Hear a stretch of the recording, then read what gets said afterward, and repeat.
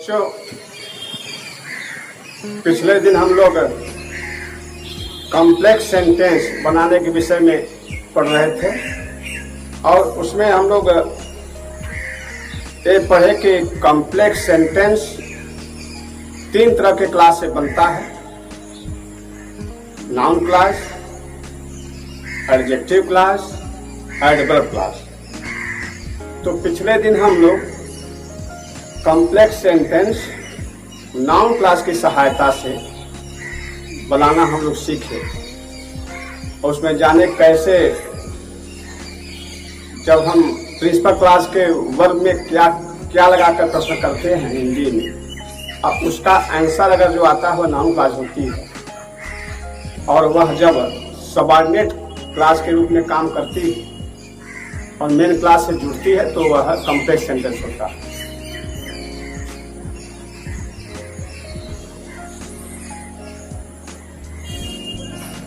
एक बात शुरू में बताया गया था कि simple sentence, complex sentence, compound sentence के विषय में कि सिंपल सेंटेंस वह होता है जिसमें केवल एक फाइनाइट वर्ब होती है और अगर एक से अधिक फाइनाइट वर्ब आती हैं कोई वाक्य में तो वह सिंपल नहीं हो सकता। तो सिंपल नहीं हो सकता तो वह या तो कॉम्प्लेक्स होगा या तो कंपाउंड। तो आप देखेंगे कि इसमें एक से अधिक वर्ब प्रयुक्त होंगी। अब कॉम्प्लेक्स सेंटेंस से बताया गया है कि एक प्रिंसिपल क्लास और दूसरा सबऑर्डिनेट क्लास जो उसके आश्रित उपवाक्य होते हैं इससे मिलकर के बनता है। तो नाउन क्लास के सहायता से हम लोग ये सीखे कि प्रिंसिपल क्लास के अलावा जो उसका सबऑर्डिनेट क्लास जो होता है वह नाउन क्लास होता है, तो जो उससे बन जाता है तो कॉम्प्लेक्स, उससे भी कॉम्प्लेक्स सेंटेंस बनता है और जो है और एडजेक्टिव क्लास की सहायता से बनता है, एडवर्ब क्लास की सहायता से बनता है। तो आज हम लोग देखेंगे कि जो सबऑर्डिनेट क्लास होगी, मेन क्लास की सबऑर्डिनेट क्लास होगी, वह नाउन क्लास ना होकर के एडजेक्टिव क्लास होगी। ये बताया गया था कि नाउन क्लास वह होती है जो नाउन का फंक्शन करे। तो नाउन का फंक्शन बताया गया था कि आप लोगों को कि 5 फंक्शन होते हैं।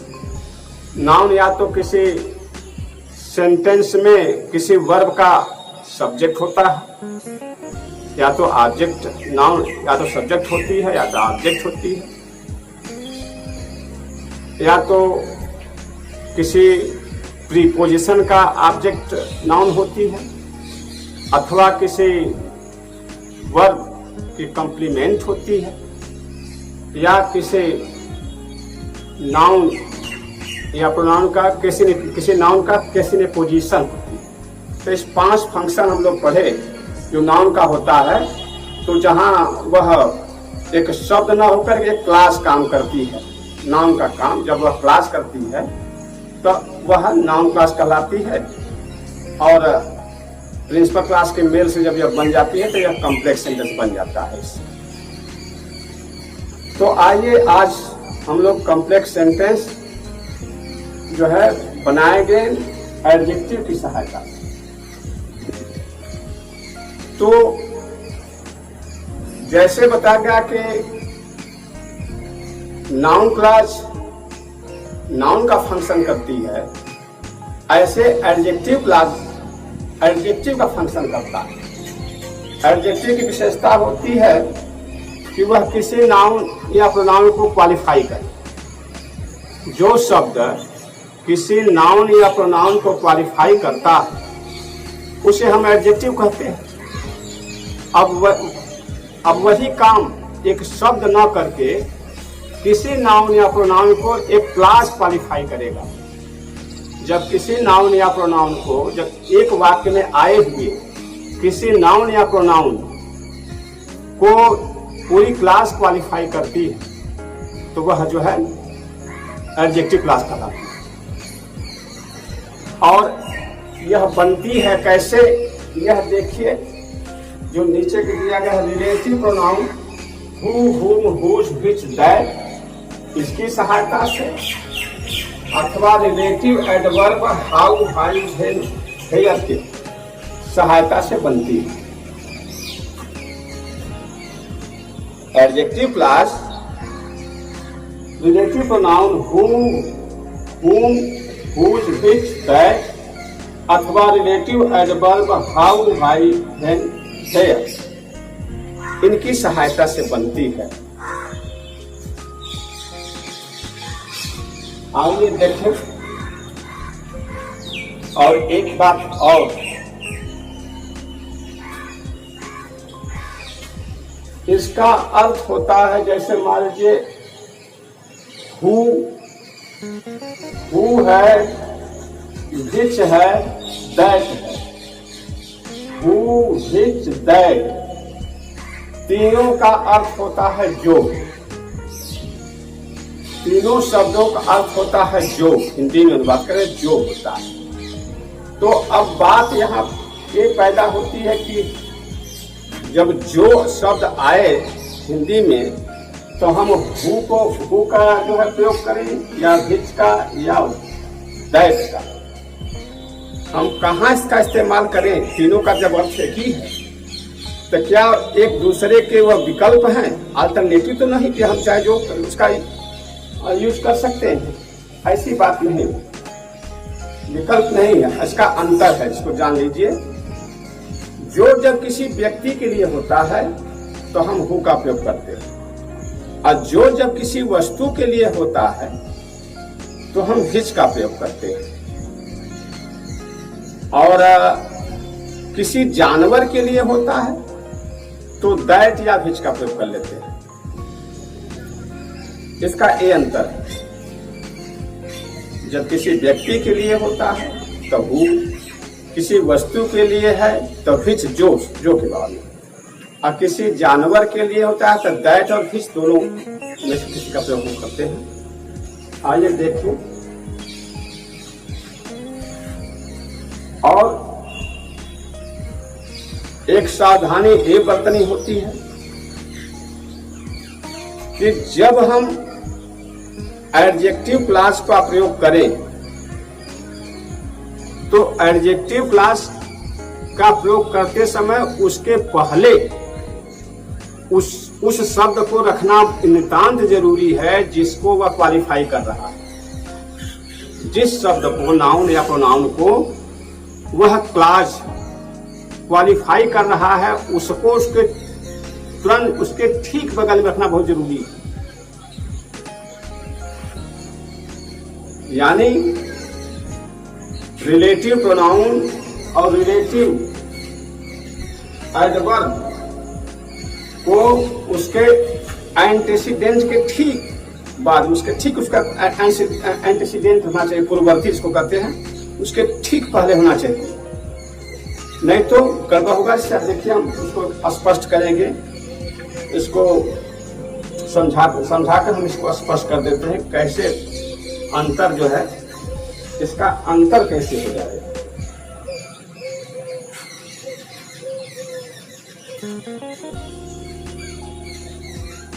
देखिए पहले कैसे, कल इसके पहले हम लोग जाने कि कैसे हम ये नाउन क्लास होता है, तो हम जो है मेन जो है प्रिंसिपल क्लास में हम सवाल करते थे तो क्या आता था, तो इसमें पता लगता था कि यह नाउन क्लास है।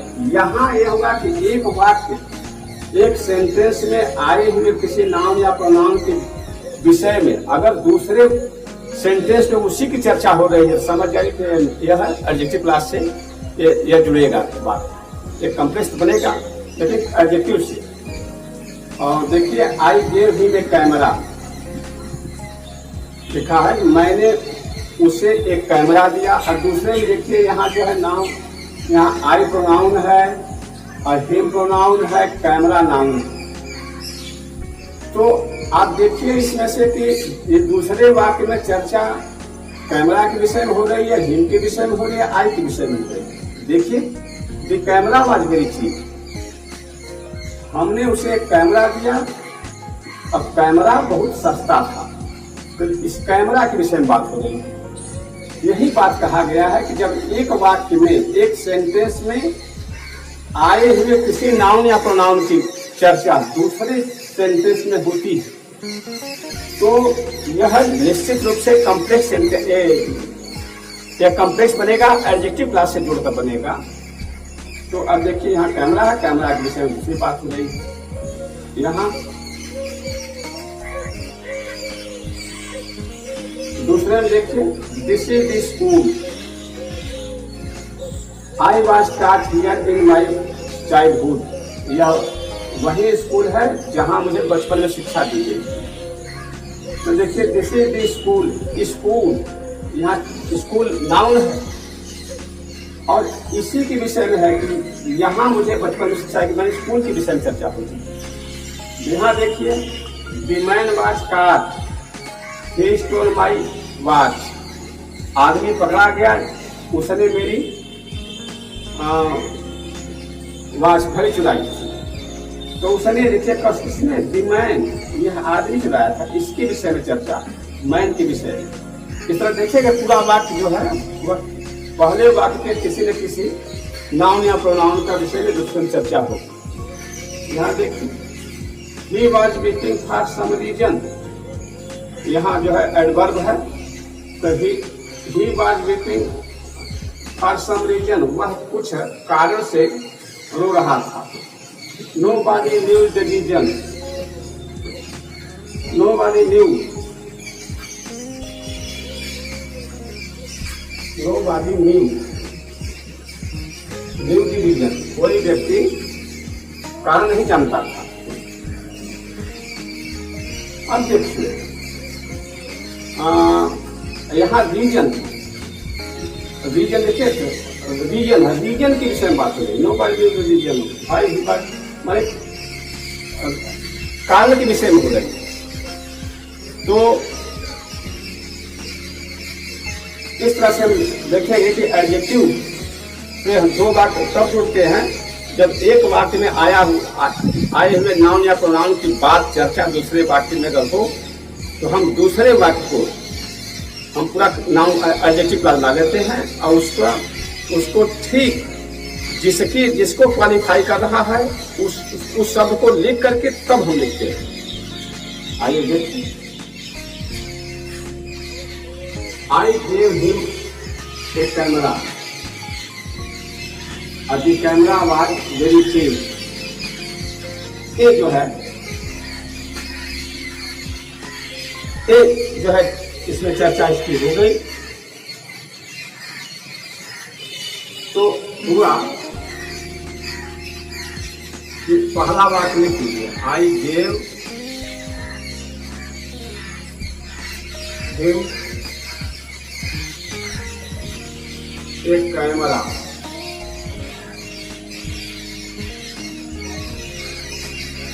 अब देखिए, अब कौन सा कैमरा की बात हुई, ठीक कैमरा तो एकदम लास्ट में था जिसको क्वालिफाई करेगा, क्योंकि कैमरा की विषय बात हुई तो कैमरा यहाँ लास्ट में है, संयोग से है।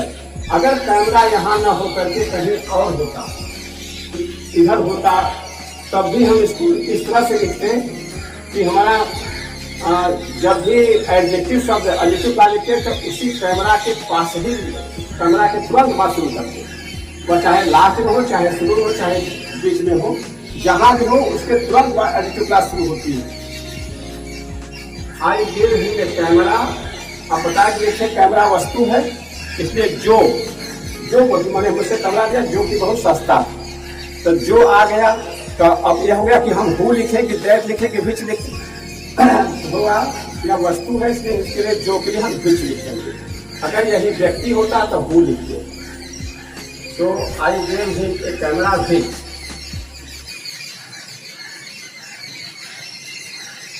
विच वाज वेरी चीप।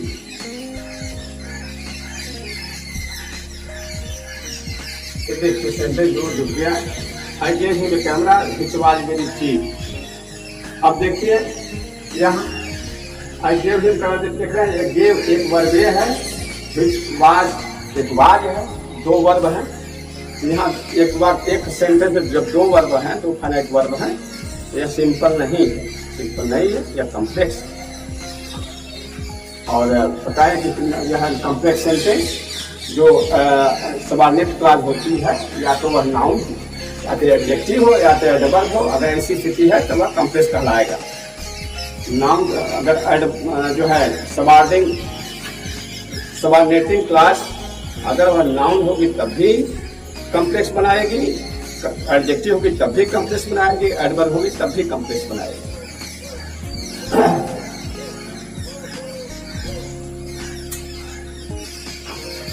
दूसरा देखिए,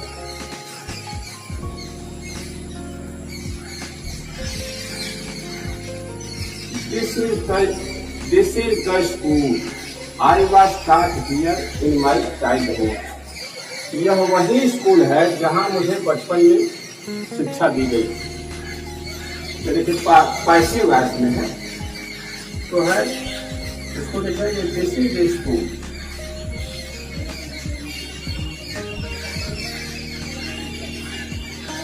दिस इज द स्कूल। देखिए प्लेस है तो बताएं, जब प्लेस हो, टाइम हो, रीजन हो, कंडीशन हो, कंट्रास्ट हो, ये सब आते हैं तो वह एडवर्ब होते हैं। अधिकतर ये एडवर्ब को शो करते हैं तो वो रिलेटिव एडवर्ब की सहायता से बनते हैं। तो अब देखिए यह प्लेस है, इसलिए यह इसका प्रतीक है हेयर, जहां, स्थान, स्कूल, जहां। ठीक है, जब व्यक्ति होगा तो जो, स्थान है जहां, अगर टाइम है तो व्हेन, रीजन है तो भाई, इसका प्रयोग करते हैं। तो this is the school here, देखिए स्कूल है, इसे क्वालिफाई करा तो हेयर।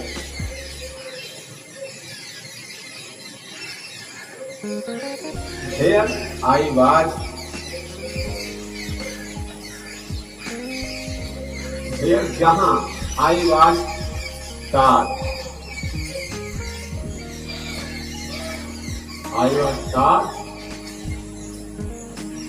in my childhood.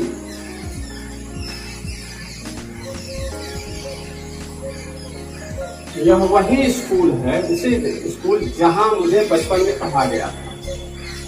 अब देखिए इसमें हियर जब अलग अलग है तो हियर यही मुझे बचपन में पढ़ा गया था। अब जब हमें जहां पढ़ा गया था, अब स्थान के लिए इसको पढ़ा, इसलिए हियर हटा देंगे, नहीं तो उसका अर्थ अलग से आएगा, अर्थ नहीं निकल पाएगा। यह वही स्कूल है जहां मुझे बचपन में पढ़ाया गया था। अगर इसको हियर से लिख देंगे तब क्या अर्थ निकलेगा? यह वही स्कूल है जहां मुझे बचपन में यहाँ पढ़ाया गया, जहां मुझे बचपन में यहाँ। तो देखिए अर्थ का अर्थ कोई औचित्य ही नहीं है इसका कहने का, इसलिए इसको हटा लेते हैं।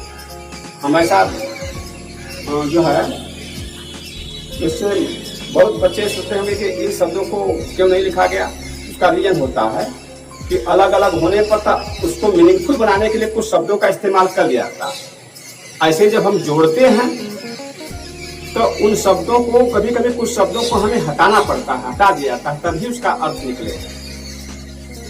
और उसे करने में कोई जो है चेक नहीं करनी चाहिए, तभी वह मीनिंगफुल बनेगा। ये हो गया। अब आए the man was card. The man was card, he stole my watch. आदमी पकड़ लिया गया और उसने स्टोल मेरी घड़ी चुराई। तो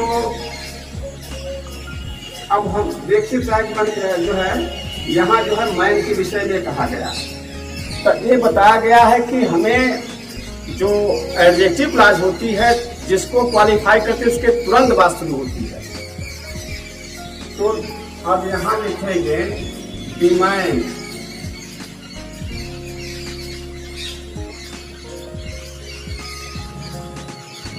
the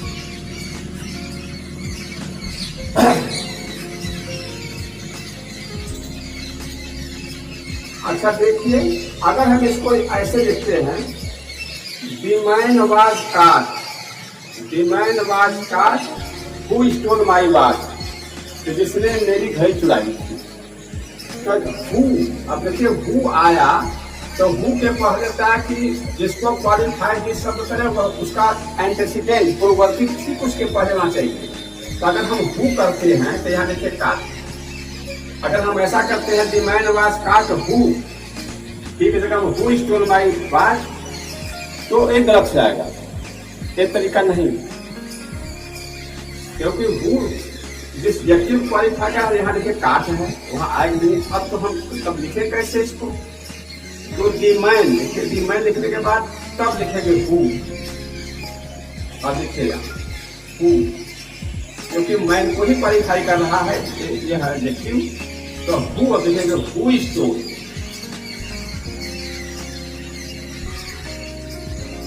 who stole my watch,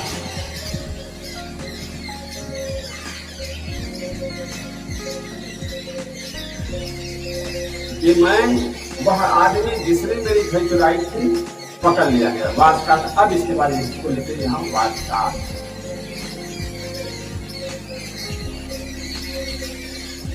ये देखिए बात सेंटेंस है, द मैन हु स्टोल, तुरंत जिसको क्वालिफाई करे इसके तुरंत बात रहना चाहिए, नहीं तो गलत है।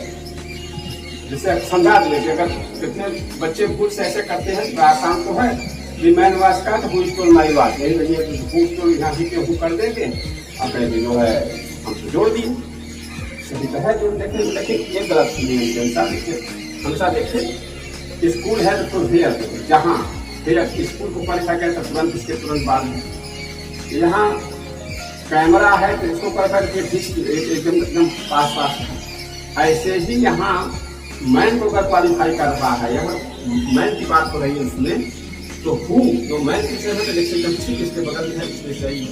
अगर हम यहाँ लिखेंगे हु, यहाँ काट होगा, तो मैन यहाँ छूट जाएगा, तो एक गलत से आएगा। इसलिए एकदम ठीक जिसको क्वालिफाई वो शब्द उसके तुरंत पास का उसके तुरंत ही बाद शुरू होना चाहिए। आइए देखते हैं, he was weeping for some reason, वह कुछ कारण से रो रहा था। Nobody knew the reason, कोई व्यक्ति उसका कारण नहीं जान पाया। तो अब कहते हैं कोई व्यक्ति यह नहीं जान पाया कि वह क्यों रो रहा था। तो अब इसको देखिए, ये शब्द जो है तो माने पहले हमें ये लिखे कि इसको इसका क्वालिटी इसमें है, इस वाक्य में आया हुआ जो है रीजन को ये इसमें लिखा गया, इसलिए इसको पहले लिखें होगा।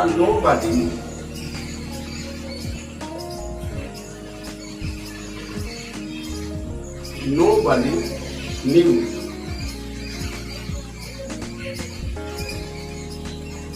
the reason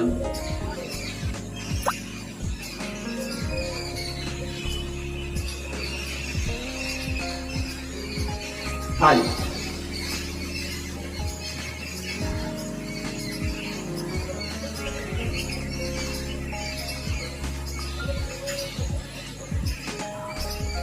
nobody knew the reason why he was weeping, why he was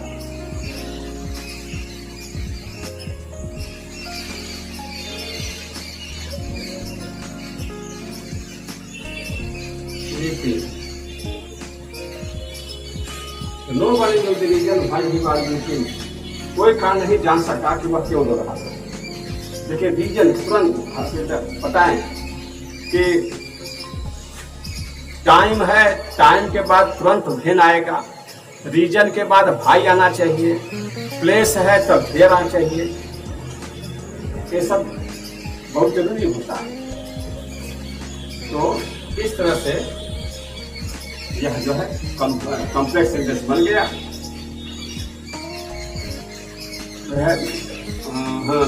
है सबऑर्डिनेट क्लास एडजेक्टिव क्लास के रूप में सबऑर्डिनेट क्लास का प्रयोग करके इस तरह से जो है कॉम्प्लेक्स सेंटेंस बनाया जाता है। तो कॉम्प्लेक्स सेंटेंस 3 तरीके से बनाया जाता है। Noun clause as a subordinate clause के रूप में प्रयोग करके, adjective clause as a subordinate clause के रूप में प्रयोग करके, और adverb clause as a subordinate clause के रूप में प्रयोग करके हम कॉम्प्लेक्स सेंटेंस बनाते हैं। तो इस तरह से हम लोग आज सीखे कि जो है एडजेक्टिव क्लास का प्रयोग करके हम कैसे कॉम्प्लेक्स सेंटेंस बनाते हैं। और ठीक है, अब रह गई एडजेक्टिव एडवर्ब क्लास की बात। या एडवर्ब क्लास भी बनता है, एडवर्ब क्लास की सहायता से कॉम्प्लेक्स सेंटेंस बनाना हम लोग अगले दिन इसको सीखेंगे।